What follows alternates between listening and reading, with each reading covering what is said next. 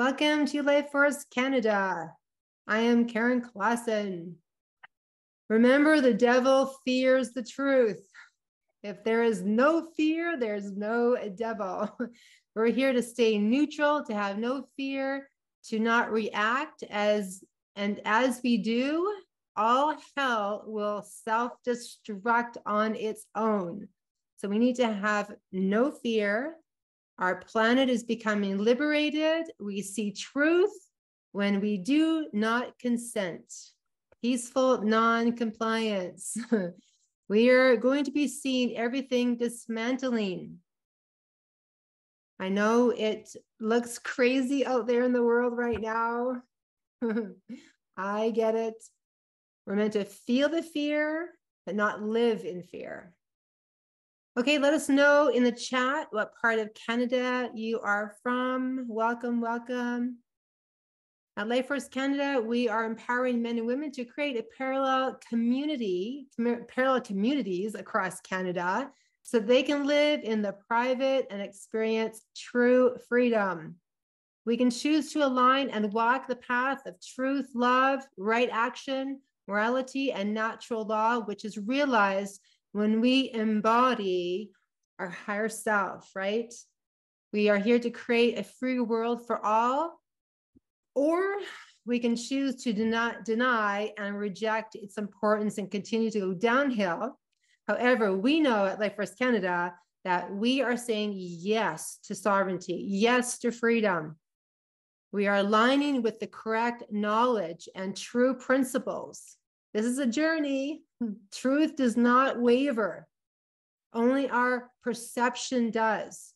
And it is our moral obligation to align our perceptions with truth so that we gain more wisdom moving forward. Many have been conditioned away from the truth, and they don't see that we have a really deep connection to nature and that we can trust the universal natural laws to provide for us and meet our needs. And in the last few hundred years, our society has really taught us to survive and to be afraid, to sit in lack or limitation, and to really separate ourselves for fear of being hurt. So when we reprogram our mind and our energy, right, our energy field with trust, then we begin to experience a completely different reality. Without resistance and fear, there is going to be greater balance that we can manifest. Many have lost touch with living a life that is really supportive and connected to our environment. And we really need to step into knowing how our own self-fulfilling prophecy can either create us moving up into a higher frequency or move us down into hell. We are experiencing what we think about the most. And this is why I wanted to take an opportunity today to present the power of words. Peo Chang, he talks about the hidden magic of words and how they've been used to mind control us and indoctrinate us into living in this false reality that we find ourselves in today. So we may want to make sure that the self-fulfilling prophecy that we are creating is from a high level frequency, not the low frequencies that are here to keep us, well, what I refer to as living below the line. Now, before we move into our amazing presentation that I'm going to be offering you, we're going to get an update from Laura Jane. Laura Jane and I wanted to share with you about our experience at Duffield last week. So Laura Jane, go ahead. The room is yours. Thank you, Karen, and good evening, everyone. What a wonderful night. We had a terrific visit to Duffield. We want to thank Ken and Annette for bringing us there. It was a great reception. We had about 65 open-minded and very interested people in the audience. It was very well received. The men and women that were in the group, they were very interested. And I know Karen got a lot of questions after, and I got a few questions as well.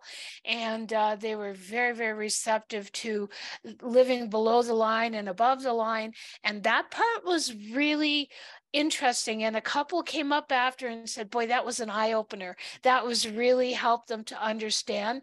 And then I was talking about the public, private, and that kind of material. So the long and the short of it is that we actually ended up with signups for the leadership training for that community to move forward and work their way into being a sovereign community. So I think it was very successful, and I want to really thank Ken and Annette for hosting such a wonderful evening for us. So I don't think, is there anything else that you wanted to add, Karen? That was it. It was so great to see so many there. I think there was 55 farmers. It was incredible. Yeah, I love the fact that they were mostly agricultural, because that is the key, right? That is the land. These are the people that are very connected to the land and really, truly have that sense of man, woman, you know, so yay. Anyway, on that, I will yield. Thank you. Thank you, Lori. And thank you for being a great companion on the trip. Really appreciated it. It was fun. It was a lot of fun. Yeah.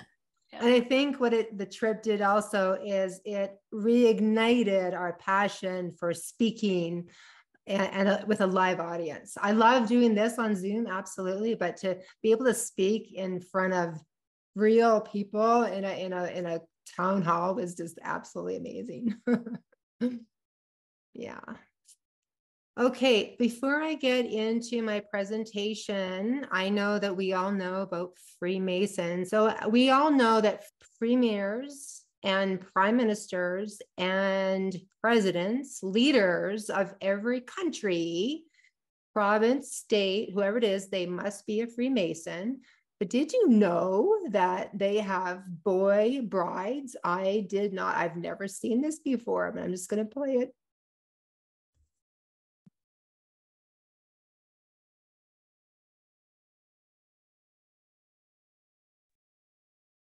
There's no sound, Karen. Oh, that's okay. It's just the actual images.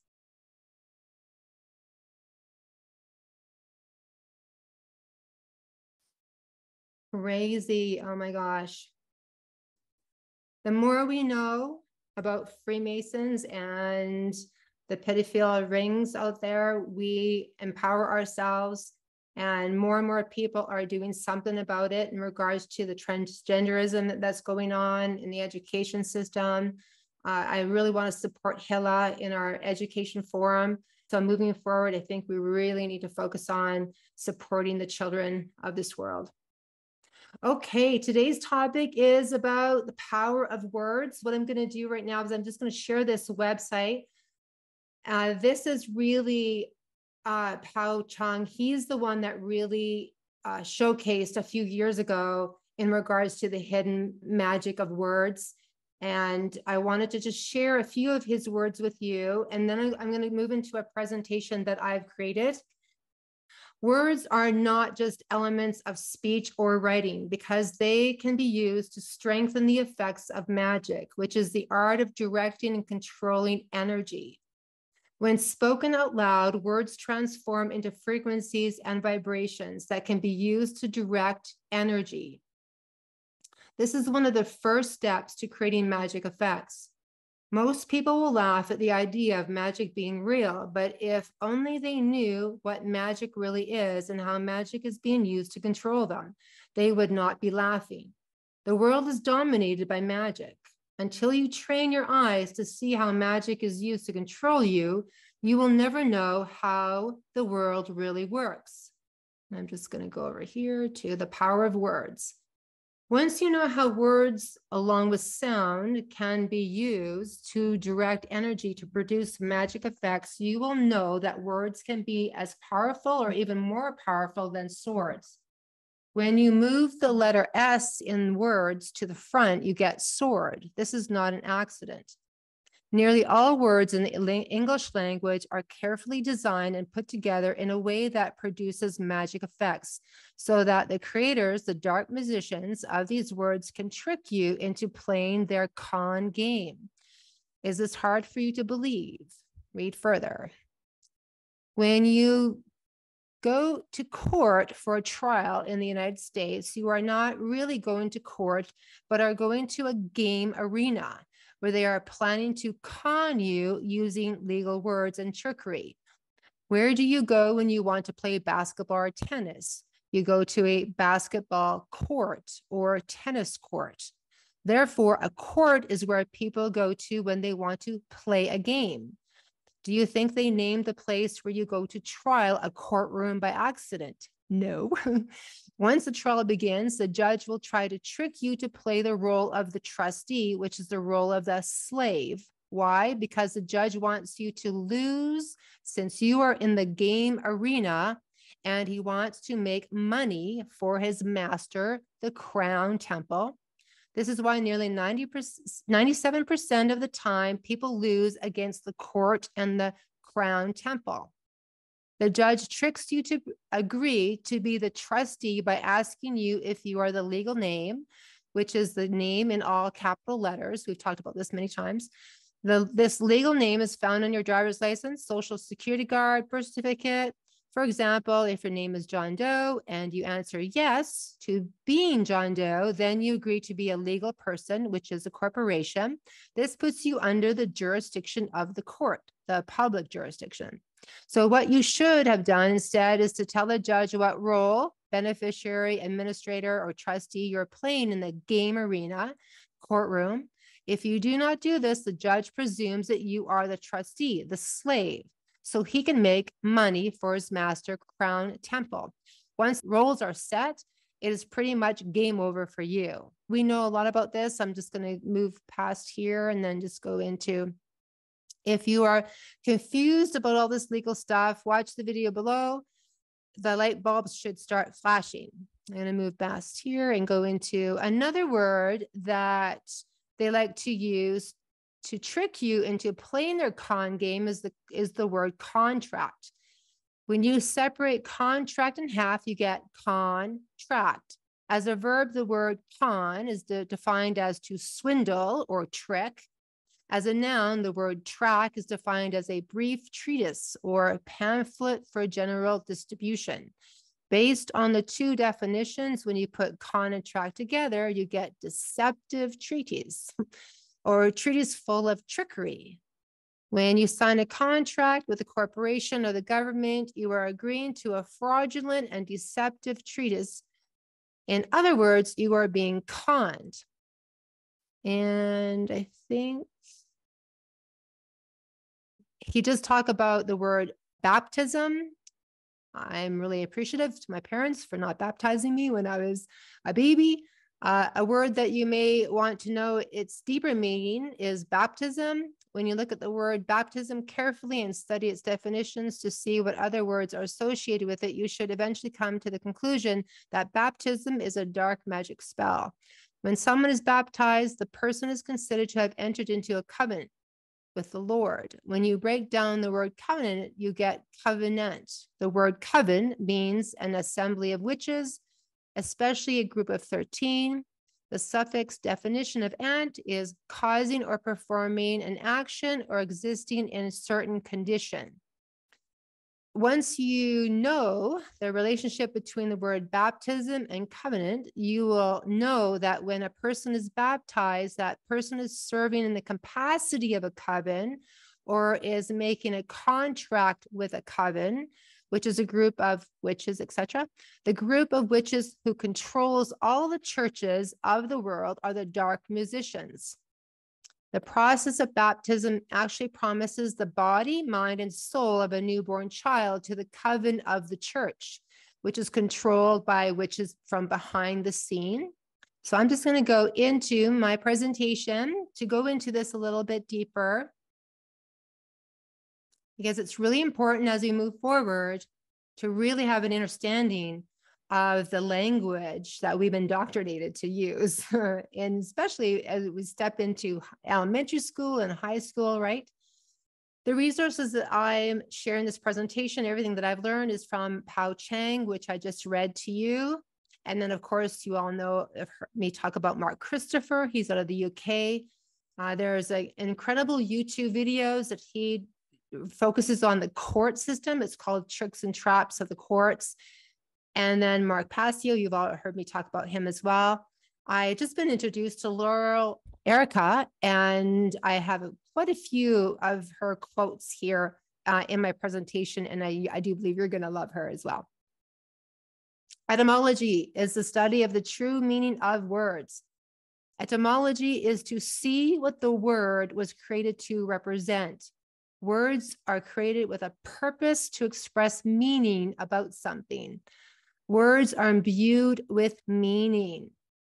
Words are living energies, and that can be what I say below the line or from above the line that really allow for greater freedom in our consciousness.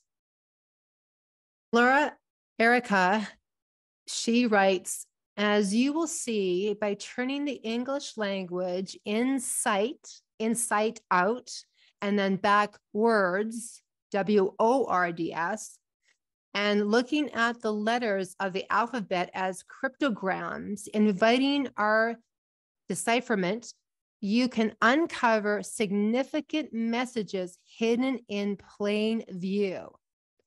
The next step is then to assemble them together like a jigsaw puzzle to find reflections on our cultural consciousness as well as echoes of our higher wisdom. Now, I love how she has created the words inside out and then backwards with the WORDS for our decipherment. How words are used as magic spells. So when you speak words, you are casting your thoughts and vibrations into Earth's magnetic field or magic field, which is the energy field that creates the reality of Earth. If you are not careful and say certain words together, you can cast a spell without even be aware of it. And that's what I'm going to go through here today. So all of our words are spells, and that's why it's called spelling. This is one of the reasons why we were taught spelling in elementary school. The controllers who control a large percentage of the corporate world are well aware of how magic works. Most, if not all of them, practice the art of magic, which is why they are sometimes referred to as the dark magicians. Unfortunately, they like to use magic for power and evil purposes instead of using it to make the world a better place. Instead of teaching us the truth of words, they have taught us what Mark Christopher refers to as babble, which is defined as to utter meaningless or unintelligible sounds. Our life sentence in the public. We awake each morning and go off during the weekdays to earn a living until it comes to the weekend. This is acceptable to most people. However, most people die between 6 a.m. and 9 a.m. on a Monday morning than any other day of the week. And this is wise because on a subconscious level, our soul knows what's happening to us. We wake up, which really truthfully means awake is a funeral for the dead. Good morning. Morning is the state you're in when you attend awake. So now I just say good rising instead of good morning. Weekday, you have to be in a weekdays to earn a living. Earn are the ashes of the dead. Job is a Hebrew word for persecuted. Weekend is the weekend of the deal, as we have become progressively weakened ourselves on the 5th day. And then, of course, hello. The greeting we have is actually, oh, hell. So now I'm actually saying greetings instead of hello. It's just shifting our whole mindset in regards to the words that we've been speaking. And this is one of the reasons why that Laura Jane and I are really stepping into teaching sovereign leaders, because we really need to let go of the old way of making an income, of having a job, and stepping out of our jobs to really stepping into what our soul, what our heart desires, what would we love to do? and really find a way to step out of the old game and into something that's really focusing on our creativity instead. So let's look at some common words and the true meaning behind these words. Okay, registration. When you register something, you're giving away whatever you are registering to whoever you are registering it with. So again, right, registering our vehicle, we're just giving it away. Application. You are a beggar, and it is presumed that you know what you are giving up in order to get what you are begging for. Isn't this incredible? License. Permission to do. It is unlawful, but perfectly legal. Income. You pay taxes. So when we are receiving income, it means we're in the public domain. And as we're stepping into the private domain, private jurisdiction, we receive compensation as a man or woman, and there is no taxes. And of course, evil is the mere twin of live. Evil is about living life backwards. And we're seeing a lot of that in our realm right now, all the craziness. Judge is known as a banker. Attorney is auteur, which is defined as a performer in a play, an actor. Sheep is you. They fleece sheep. They fleece the person who is the sheep. Understand is to stand under. We've talked about this before. And then, of course, the small I is a man, woman with a head. And then the capital I is you with the head cut off. It's incredible. And Laurel Erica, I love how she has defined the word parallel. I think this is going to relate to everyone as we're creating a parallel society, parallel communities.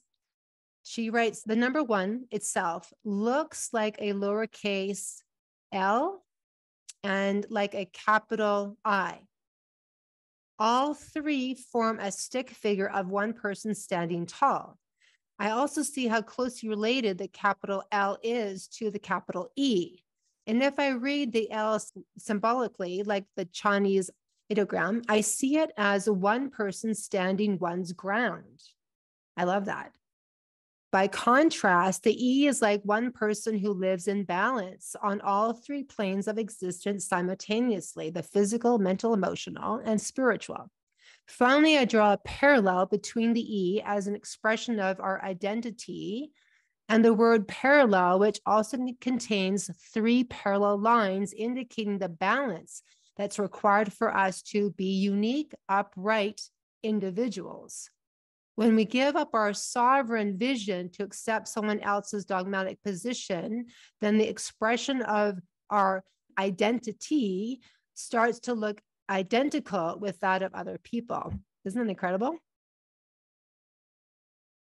Government, we all know this. Govern means to control, ment is mind, to control the mind. And yet so many people want to vote in the next premier or the next prime minister. It's amazing. Human appears nowhere in the Bible. In the dictionary, human in Black's Law, see monster, one that cannot own or inherit property. All governments and corporations have human resource department. So this is where we're just deleting the word human. Person, we all know this, is an individual, partnership, association, or corporation for artificially created legal entities, not one a living being. The word person is a fictional being. The root is purser, an officer on a ship. The one responsible for port taxes must sign for everything. Citizen is a person who owes allegiance to that nation, to the fictional matrix. Let's read that again, because we see a lot of people in the freedom movement talking about citizen. It's a person who owes allegiance to the nation, to the fictional matrix. They owe allegiance to the fictional matrix. Culture, it means to practice cultism, which is divide and conquer. Flag, yes, we all come to love the flag of our nation. Flagged is really when we become weaker. Look at our society right now, how weak society is. Police, policy enforcer. Influenza actually means visitation and influence of the stars. It wasn't until the turn of the century that it became known as a common cold. Suburban, in the 1620s near the city of Rome, when you moved to suburbia, you became a part of Rome. You became part of the underworld. Interesting, isn't it? United means uni, one, tied, to scatter, equals all scattered. Does not mean we're all one. It means we're all untied together. Disease, dis-ease. It is dis-ease of the mind, body, and soul, not in alignment. It is not an illness. Disease is not an illness. The word sir, it actually is an acronym for slave I remain. Planet, root Greek word planeo, go astray, get off course, to deviate from the correct path. Roaming into error. Yes, they want us to believe that we're a spinning ball roaming into error. Virus is actually referred to as mind infected. The word baby, it's owned by Babylon, meaning that the child is owned by Babylon, by the pharaohcrats, right? By the Vatican, etc. Parents is a parent that rents. The word grammar, so Latin grammar, rules of Latin which come from the reptilian race, a language filled with spells, magic, incantation, mumbo jumbo, also known as Babel. Mark Christopher really goes into this a lot. Demon, spirit, deity, divine power, a lesser god, a protector spirit, but the church turned it into something else. You learn more from the dark than you do from the light. If you went too far, the demon spirits would push you back to balance, provider of fortune or destinies. That is a really great discussion to have as well. So if we're looking at when we're feeling negative emotions, say below the line, in order for us to feel positive words, like positive emotions above the line, we need to explore the negative, right? The dark shadow parts of ourselves that have a lot of wisdom in them, right? So we've been taught to fear the darkness. We've been taught to fear the shadow, which is really where our power is, and it turns into light. And so that is something that we need to look at as we move forward. Santa. So I remember Laurel, she talks about words. We just need to transform them. You take the last letter of a word and you bring it to the front, etc. Same with Santa. Satan is depicted as a jolly old man in a red suit who has magic powers. Santa taught us to lie to our children. There is a great YouTube channel, and he really goes into the dark side of Christmas. And he really talks about this in a really powerful way. I just can't remember the name of the channel right now. Original sin. So if we look at original sin with S-I-N, that's what we've been taught, that we don't want to be sinners. But Laurel looks at it as original sin is the actual original word, S-Y-N, which is really our natural state of being, which is, it means synced up. We're in sync. We're in sync with spirit. We're synthesized from stardust, synonymous with source, synergistic, right? Synergy with each other.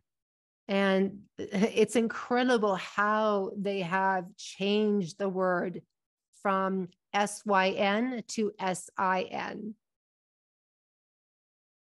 So in Latin, I'm just sharing some names here that we all are very familiar with. How many of you have heard of the clothing store? Ball is King, Nickelodeon, I Don't Care About God, Gucci. There's an owl, Amazon, Midnight Lord, Dark Prince, Zon. Visa. Visa actually means in Latin, you want, wanting, keeps you wanting, never satisfied. Nestle, not a star. Religion, root is region. Based on the designs and allocation of the ruling elites that determined what religions of persons would be taught, what religion would be their scripts of beliefs to follow as their doctrine. So just breathe all of this in. It's a lot to take in. The word abracadabra, we've seen, we've heard this word in movies. It actually means I create what I speak. So we are always in this abracadabra energetic realm, because whatever we speak it into existence. Emergency. So we've been taught that emergency is a place to go when we're injured. And it's actually a place of emergence. So emerge and see. You're moving through crisis, you're moving through trauma, and you're going to emerge and see what and who you become on the other side. Clock, the ever rigid lock. Earth is a heart.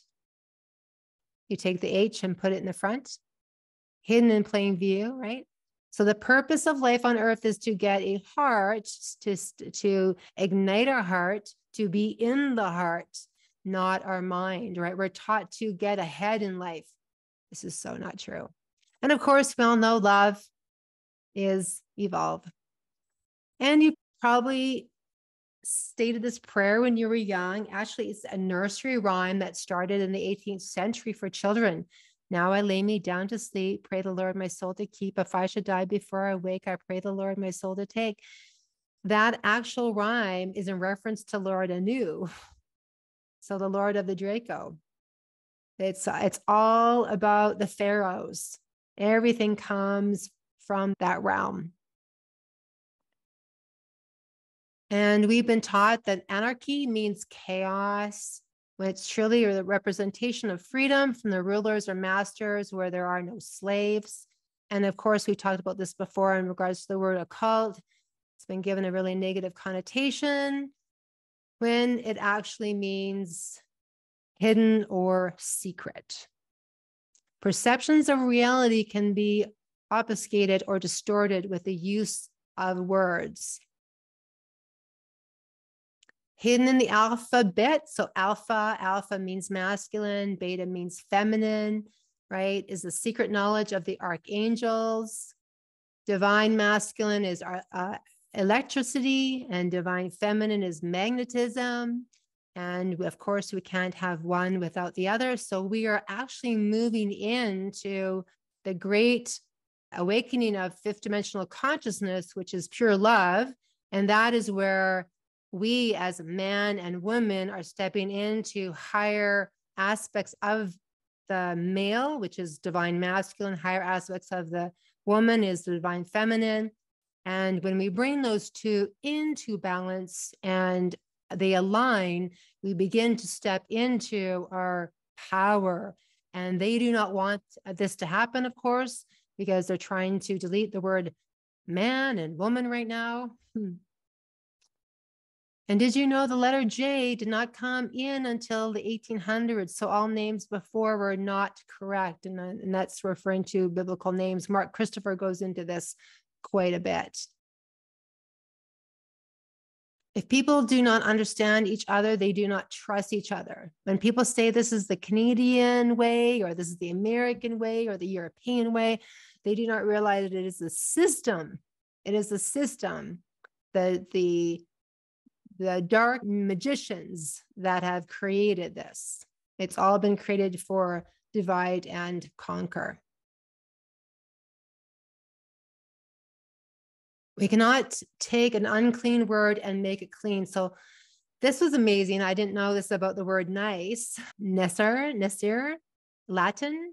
And it actually means lazy, foolish, stupid, ignorant, not knowing. The substance of most words are in Latin, which is unchangeable. So the true meaning behind the word never changes. You can change the usage of words, which is what's been happening, but that doesn't change the original meaning of them. So for example, when we use the word nice today, we're trying to make it clean, that which is unclean, but trying to change its meaning to the exact opposite. So we can just delete the word nice, I guess. What breaks the spell? Light. Light is information. Light is higher knowledge. Light is truth, right? We are all seekers of truth. We're all seekers of higher knowledge. We're here to expand our awareness of the words that we use every single day. Curse words. I meant to create a slide on this, but this is really important because curse words are really words that when we curse someone, we're actually cursing ourselves. That energy loops back and it comes right back into our energy field. And then we reap the negative influence of those curse words. Use more high frequency words of appreciation and gratitude to create the projected reality that we want to see, right? Stop or at least limit watching television, the news, their movies, because they are using spells, right? The words they use. And as we know, our subconscious mind thinks in images. So they're teaching us when we have a problem, take a drink or, take a drug or whatever it is. So we want to begin to delete what they showcase us and begin to create a whole new reality for ourselves. Reflect on how you are weaning yourself off of their systems. Again, of course, you're all doing this already. Do your own research. We are here to create a language of freedom moving forward. And of course, we all know the answer is love, being above the line and being truly the embodiment of love. Love is the greatest power. I love Laurel. She created and defined success in a very different way. Serving universally by contributing creatively to the evolution of the sacred in society. I love that. And of course, the words you speak are commands that seek. You've heard me share this before. Whatever we speak into existence.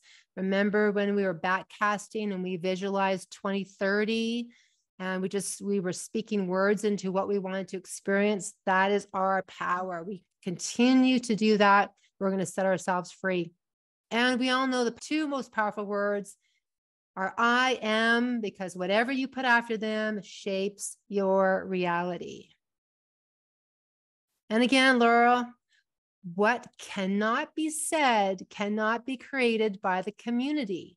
So what we need then is the forced evolution of language to create the sovereign communities that we know are here already.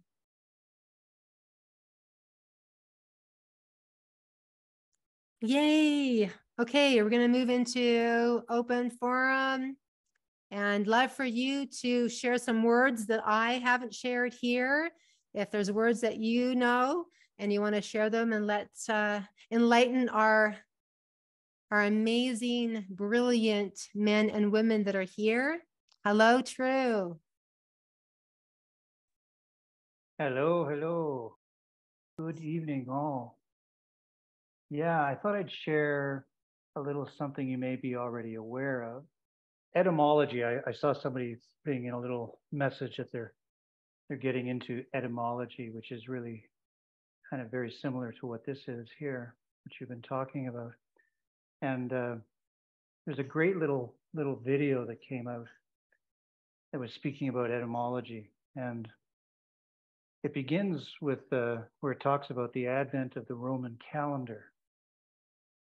And when the Roman calendar came in, it changed. It actually, the calendar at that time, the calendar was changed, the year was changed, the names of the gods were changed, and the languages were all changed. And when native language is forbidden to get to, if you're forbidden to use your native language, you get to rewrite the history of those people. And And so it goes much deeper, and it's utterly fascinating to go into the language of in particular of some of the writings connected to the Christian tradition.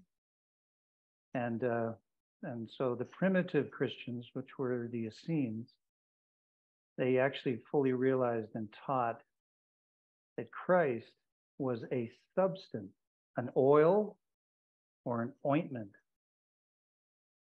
which was connected to the spinal cord, and consequently in all parts of the body, as every nerve in the body is directly or indirectly connected with what's called the wonderful river that flows out of Eden. And Eden is the upper brain in order to water the garden, which is the whole body.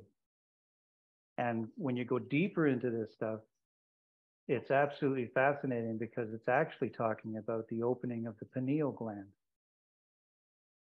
And so anyway, there's much more that could be said about it, but I just find this, when I first came across this, it was stunningly a big wake-up call in terms of the use of language, the history of how religion has been completely shifted and changed in terms of the deeper meanings connected to the Christian teachings and so on. And like Golgotha is actually, the hill, but it's referring to the skull, the actual head, and so on. So even like the word sin, that got changed. So anyway, I just thought I'd throw this out as something to kind of tease us into looking into this a little more deeply. Thank you so much, True. Yes, I mentioned etymology is the study of the true meaning of words. And yes, we definitely need to step into research. True, I do believe that, what is it, Santos Bonacci, he talks about what you're referring to with the Christ is in the body, like everything that is referenced in the Bible and religion, in the Torah, and all of it is actually within the body. It's incredible. Yes, that's something that I've been exploring as well. So thank you for bringing that up. Beautiful. Hello, Jennifer. Great to see you. Nice to be here. Hi, everybody. Well, that's interesting, True, that your name is True. And you just mentioned that, Karen, about the true nature. So, may you always speak the truth. I've always said, be careful what you put out to the universe because it will manifest and you cannot take it back. It will play out. But as you talked about earlier, civilizations, the energetic fields and quantum energy and quantum, all of everything that's coming forward now that we're all, some of us are on a faster track than others, but we're bringing it to each other, is something that's been around for centuries. And it's fascinating, the power of words. And when you realize, you're spelling, right? We're casting spells with everything we do and say. But this is actually something very important to talk more about with groups, I think, because everybody's wondering about how to communicate, how to shout. And I'm sure all of you have noticed that actually people within the movement, let's call it, that are aware, are, I think, starting to have a lot more stress than a lot of people outside because of their postulating what's coming, because they've got so much information and all of us, so much information opening up to us. So I think addressing how we use our words will help us manage our emotions a lot too. And it'll certainly power our energy up together. I think it's fascinating. I'm on a, fast track, learning as much as I can about all the different frequency medicine devices and applications, and with food and nutrition and energy fields and with words. So there's a long way we can go with this. It's not just a fascinating session like we're having right now, which it is. And I loved your presentation, Karen. It just hit the heart. And actually talking about the higher brain, there's a lot of work coming out now showing that your heart and your gut our brain centers also, and to give that the respect that it has coming to it. And a lot of, I think if the coping is moving to your heart space, and I know it may sound, you know, all of this spiritual, but actually there's science behind it. And that's really important to be aware of too. I could say so much more, but I'm going to give the space to the next person, and I'll just come back and talk more later. Thank you, Jennifer. And yes, thank you for your kind words. I really appreciate you. Yes, it's something that we're really looking at in regards to becoming a sovereign leader. We really need to step into shifting the way we speak. And the reason why I created this presentation is because when we were in Duffield and when I was in Okotoks speaking, so many people want to learn how to speak in a way that they release their fear of authority in front of a police officer, or if they're taken into a court. So this is going to be something moving forward that we all want to begin to embody within ourselves so that we can be fully sovereign. Thank you, Jennifer. And yes, I do agree in regards to the heart. The heart is more intelligent than the brain. And that is a powerful subject. DK, go ahead. Good. I have to be careful with what I say. I was going to say hello, but then I thought better about it. I was going to say good evening, but I'm not sure if that's... Good Eve. Good Eve, okay. Yes. Yes, just what you're just saying and what you said. Indeed, I know the word assume means to make out of you and me, so sorry about that, but I have to watch my words. Okay. Yeah, what you're saying about the life is about getting a heart and not getting a head. Okay, so here's just a nice exercise I want everyone to just do. So everyone point at yourself, like just point at yourself. Notice you're pointing at your heart and not your head, except for Brian. Brian probably already knew this, but you're pointing at your heart, not your head. So I just thought that's just something interesting. So with that, I yield. Thank you, DK. I love that we as a community, we're going to be practicing the words that we speak here. And this is where we are open and are compassionate and have an understanding that we're all moving through this journey. So there's no right or wrong here. We're all going to be stepping into shifting our languaging, and it's all good. Oleg, hello. Hello, Karen. Good evening. Good to see you all. You know, since I started to learn this true meaning of English, which happened like 2 months ago, I started to question, first of all, since when this twisting of the English started? And what I've heard the answer is since Babylonian times, so quite long ago. And now, I wonder if any of the participants of these Zoom calls who is fluent in other languages tell me, are other languages as twisted as English? Maybe we switch to other languages. Like I'll switch to Ukrainian, Olga switches to Russian, Katika switches to Serbian. That would be easy access to, easy cleaning of the language probably, instead of using this dirty language, English. That's a great question.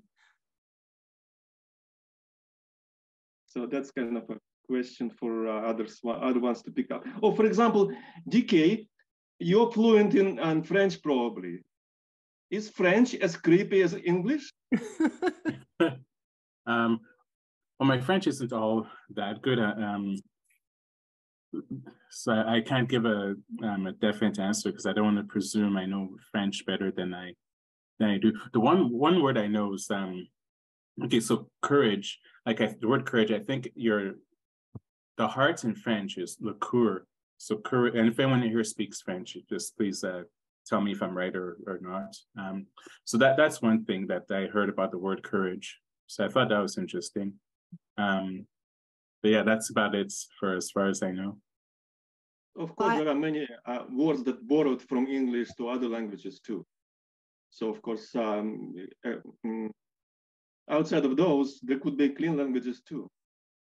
I believe that all languages on some level are corrupted because we're all indoctrinated, right? Every country, in this realm is all indoctrinated and all under a spell. Because if not, it would mean that the French would be enlightened, or right, they would not have been pursued in this way that we are all right now of being slaves, right? English is a West Germanic language, and it's got a lot of roots in Latin. So I think you have a lot of languages out there that, and the Germanic languages are all linked. And you'll find a lot of words in English are the same words in several other languages too. So, I think there's a few languages that are more of the originators of maybe the purity of communication, and it just got corrupted over time. I don't know that much more about it, but I think, what you brought up is fascinating, because at some point words got corrupted. And it's just like how words are changing now, how the youths are using different words, and they're using it as weapons against others, where the words in the past had a better meaning, but they're using it now and saying there's a negative meaning. So it's going both ways. Mm-hmm. So true. Thank you, Leigh. Great question. Thank you, Jennifer. Yeah, I think we're all spell casted in the enslavement through language. Carol, go ahead.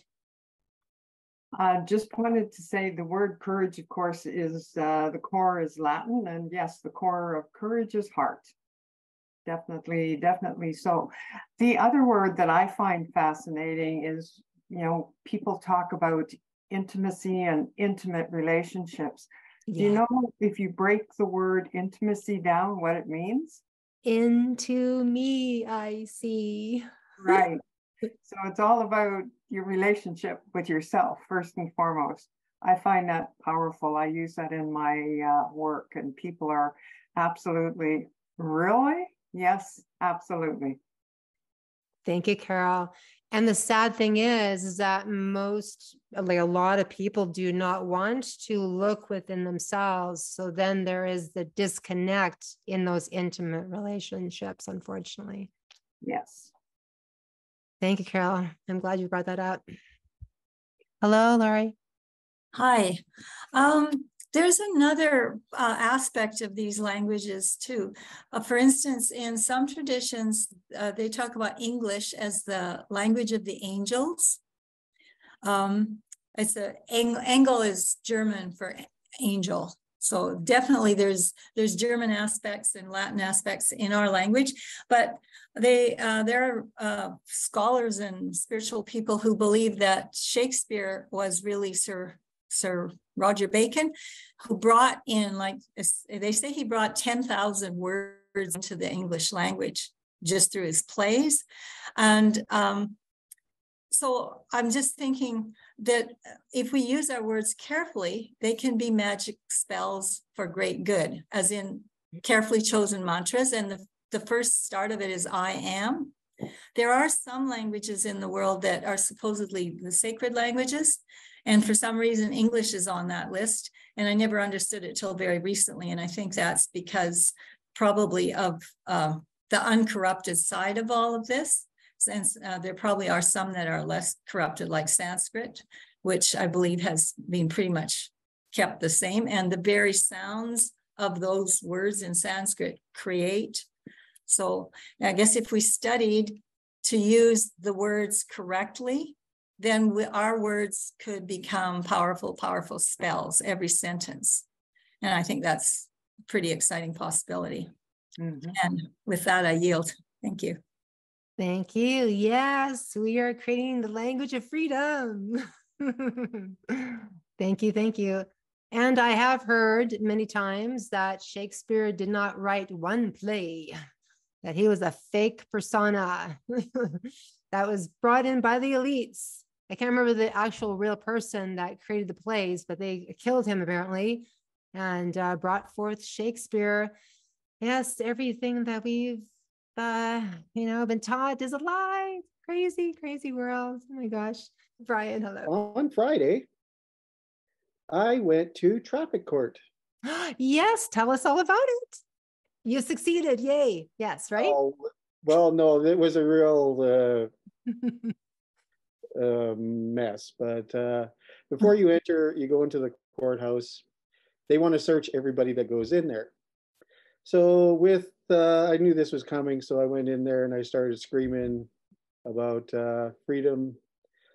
You're violating my rights for freedom of unreasonable search. I got 2 names of sheriffs and badge numbers. And they won't even look at my case until I go online and plead guilty or not guilty. So then I went home and I went online and I'm going through this document, which is just a total, like they're just cornering you into agreeing to what they want, right? So I called up today. I'm on the phone with Alberta Human Rights Commission. They directed me to the Canadian Human Rights Commission. They directed me to the Directory for the Government of Canada. And I'm not sure when, but today I was promised that the Assistant Deputy Minister is going to give me a call. Really? The Assistant Deputy Minister. Wow, look at you, Ryan. So I'm not really putting forth the effort to do all of this. I'm just trying to find answers. Yeah, and this I get Alberta Commission didn't want to answer my questions. Canadian Commission didn't want to answer my questions. And you go through the pathway. And I said, look, I'm just looking for somebody to help me. And I want to determine what are my rights for freedom of a search. Like you're not supposed to be able to search me for no reason. And I've already done the investigation. I just want them to tell me. They need to have either a warrant or reasonable cause or my permission, which they're never going to get.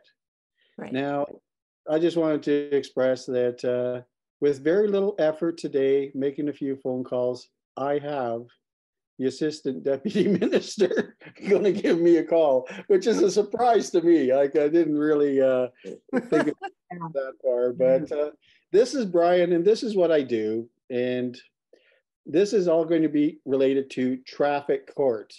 And as we're talking about definitions, I'll put a link into the chat. This I've put in here many different times.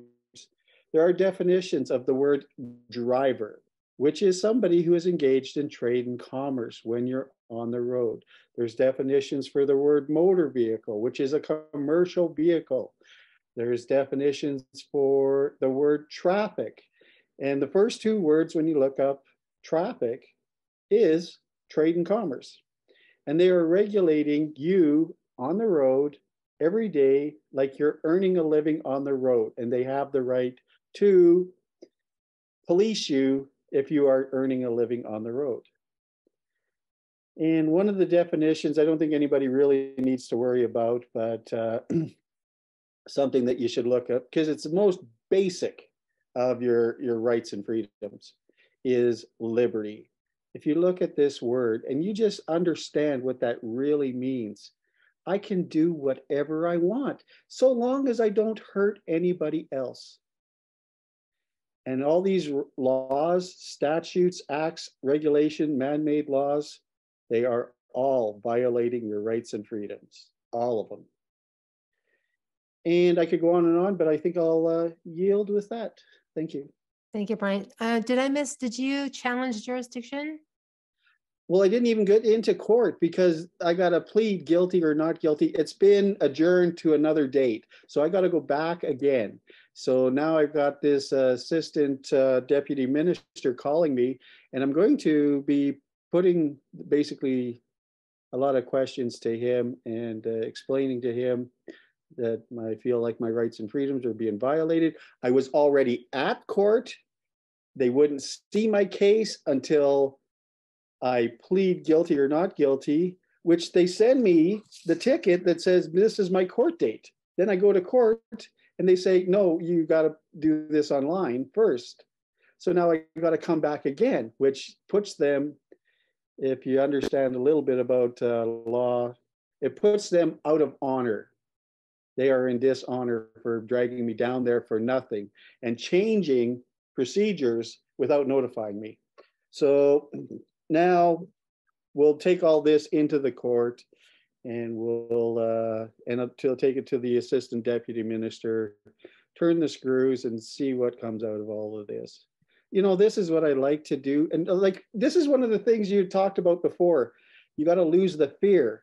As I'm doing this, I am not in fear. I am investigating. I want to know. I'm not afraid of these guys. I've done this a million times before. I want to talk to the judge. I want to talk to the sheriff.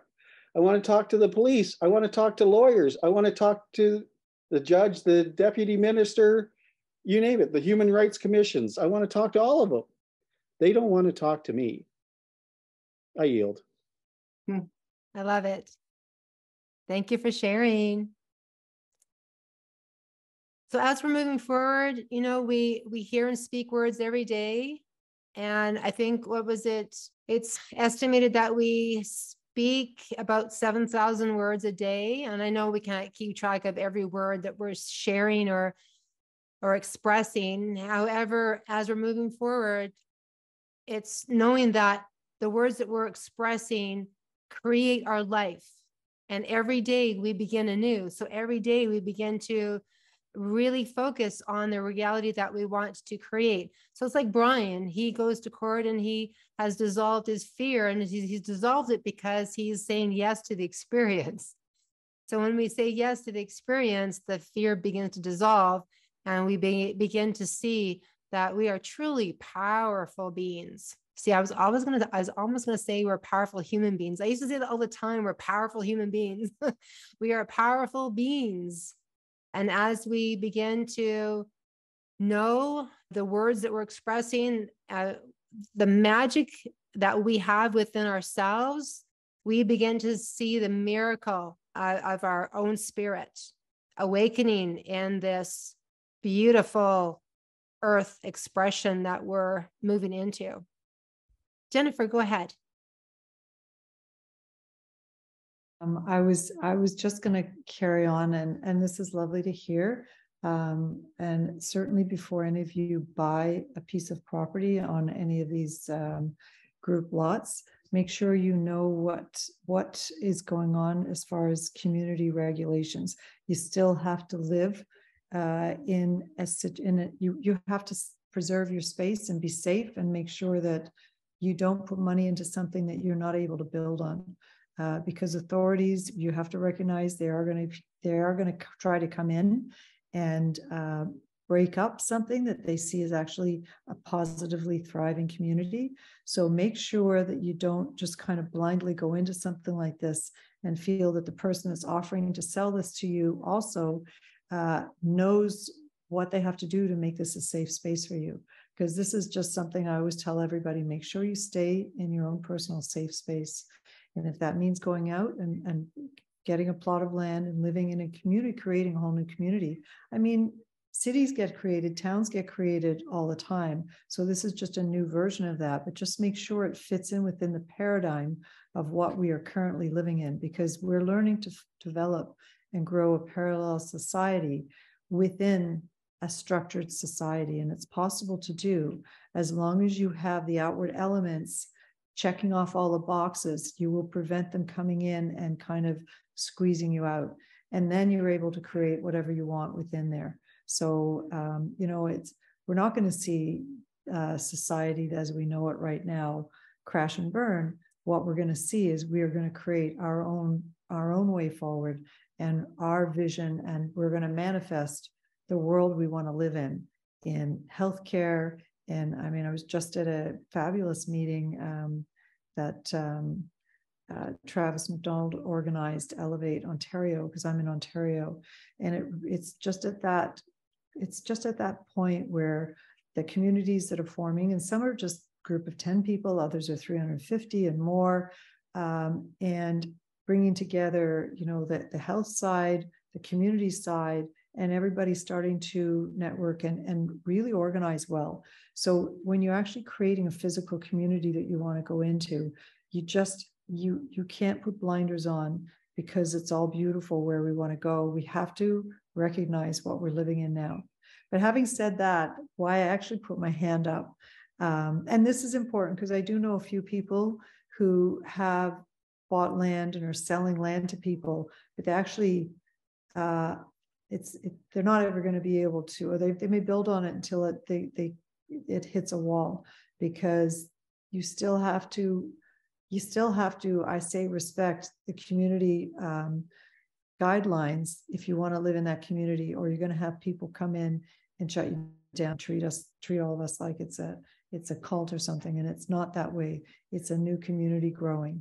And you want actually people that would come in from mainstream who think nothing's going on, actually come in and say, wow, I love what you're doing here, rather than saying, what are you people doing? Because I think we will be able to assimilate, just like we stepped into this duality so quickly. As soon as you woke up and became aware of what was going on, all of a sudden it was just like this boom, and you realize that you're living in a dual reality.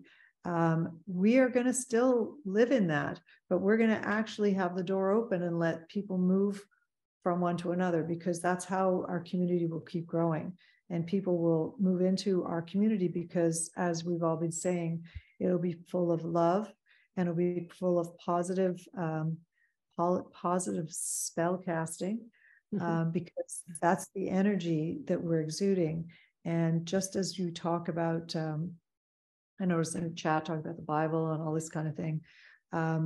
We are all connected, and we've all heard about, the string theory and being connected, but we are all children of the universe. Whatever you perceive the universe to be, we are all one. We are God. God is in us. We are part of God. And God, however you conceive God to be, is positive energy. And this is what we're moving towards, is having all this amazing positive energy that we're sharing. And I've got so much I want to talk about, but as I said, I'll just keep coming back and talking. But, when you breathe in and when you do breath exercises, you realize there's the outer universe and the inner universe, and it's all one, right? So when you breathe, you have an impact on everybody else's lives and every living form on the planet. And this is what I feel that the quantum world that we're very much a part of, has been there all along, has been segregated away from us because we have been trapped and enslaved in this world. That is, the doors are opening all around us for us to be aware of this, that every molecule in the universe has a unique energetic vibration, and it's all kind of sings and moves together. So it's really quite beautiful, and it'll be endless learning for all of us. And even talking in these groups, we bring it, and all of us bring out a different aspect that enlightens us as we're learning about all of this. And how lucky are we to be here right now to experience this? I mean, it's been a horrendous journey, and it will continue to be for quite a while, but it's beautiful. And thank you, Karen, for bringing together people on a platform like this. That's just, it's very inspiring. Thank you. Thank you, Jennifer. Yes, and we agree with you in regards to making sure that everyone's doing their due diligence in where they're moving. Right now, we're looking at unincorporated towns. I think Laura Jane will talk about that. DK, go ahead. Well, hello. Yeah, I was just thinking a little bit on a more somber thought. I've been thinking about these parallel communities, and I also like to try and face reality. I'm just wondering we might have to like in these parallel communities have like a militia or army or something because I mean you don't know what's going to happen in the future. You don't know what can happen then. Jennifer sort of touched on it, but what if they, someone wants to come in by force and say, hey, what we're doing is not according to the WHO. So it's just a thought I'd suggest. Hopefully it doesn't come to that, but because I think, a lot of us, we want to go to, we say we want to go to parallel community, it's going to be heaven, but we can't be so naive. Like the outside world is really evil. And if they get a chance to get a number of us in the same place at the same time, like we can't be naive in this world. There's some dark forces that will almost stop at nothing to try and crush us. So it's just something to keep in mind. Let's not be so naive, and we have to we have to just keep that in mind. Thank you, DK. That's why we have our pillars. We've changed our pillars from 9 pillars to 7 pillars. And one of them, of course, is natural law. So within natural law, there's going to be peace officer training, every aspect, agriculture, right? Food and water security, education, community relations, economy, all of that is being addressed in this course that we are putting together. So Laura Jane, you can share what you would like to share. Thank you, DK. Yes, as much as we're, creating heaven in the heart and mind, right? It's important to we're making sure that we're looking at, dotting our I's, crossing our T's. It's very important. Encouraging. Yeah. Putting the head on I. Putting the head on the I. Yeah, I agree with what both Jennifer and DK said. And when we are creating these communities, we aren't ignoring some of what's out there. We aren't buying into it either, but we're not ignoring it. I think the most important thing is to try and look for unincorporated communities. These are ones that do not have bylaws, do not have zoning, do not have any of that. And these are the ones and the areas that we can move quickly into a sovereign. And that's why simultaneously doing what Karen was saying, creating your peace officers, making sure that you've done due diligence, making sure that you have protection for your community, because we do know that the crazies are not going to be less crazy. Right? And therefore we do want to make sure that what we're doing is safe for everyone. But it doesn't mean that we, are going to curtail what we want to do because of them. It's to find that bridge between the public over into the private and how to manage that safely for a group of men and women who choose to do that. And of course, it all starts with yourself first. And that's one of the most important parts when we are looking at the training or any kind of education. It all starts with I. It starts within. And when you look at what it is that you're afraid of, how you deal with that shadows, like Brian, thank you. You're just out there, giving her.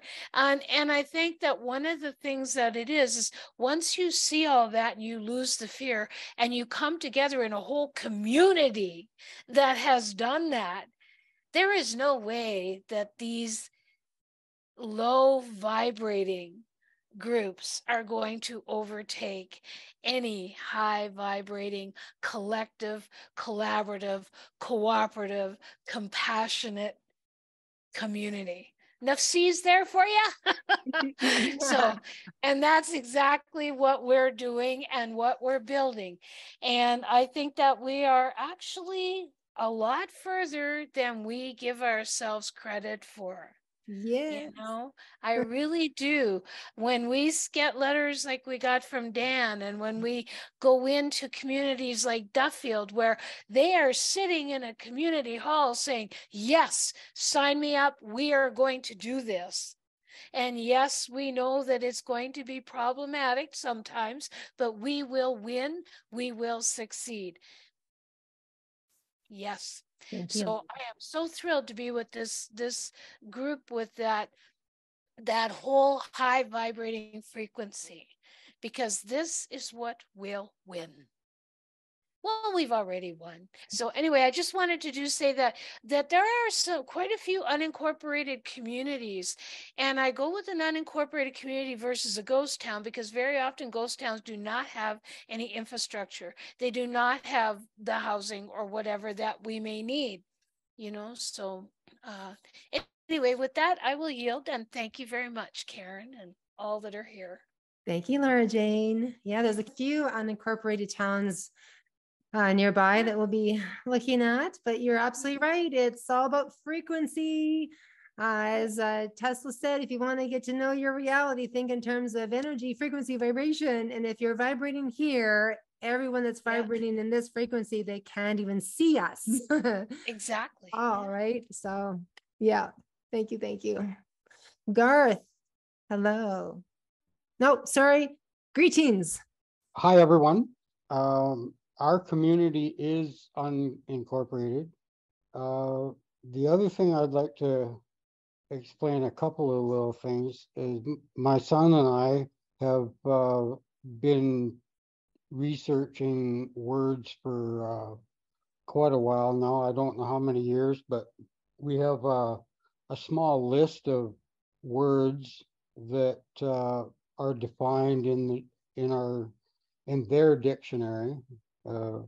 It's not our dictionary, of what the words mean. And the part that I think we have learned that has helped us the most is where we came from and where each one of us actually came from right from the start, which is the first moment when we're born. And the birth document, I'm not talking about the birth certificate. I'm trying to explain the birth document. The words that we're defining actually explain what happens when we're born. I could put that. It's one piece of paper. I could send it to your chat so that you could see the definitions, but most of the definitions on the page is actually meant to comprehend what happens when we're born. And by doing that, it takes you back out of being a slave or being attached. Once they print the birth certificate, you're then a person, not a man or a woman. So that's really all I'd like to say. I'd like to keep it short. And thank you, Garth. We've had this conversation quite a few times, and I think our members are quite aware of it. But yeah, you're talking about the live birth record, and it's very important to know about it because we were all born in the privates. And yeah, it's the birth certificate that brought us into the public. Garth, you're welcome to share that document or the paperwork in the chat. Absolutely. Thank you very much. And I appreciate you bringing that up. That is where our original essence is, the original jurisdiction of who we are as man and woman. And that is what we are shifting into 100%. Thank you. Yeah. And even the words on the heading of the document explain so much.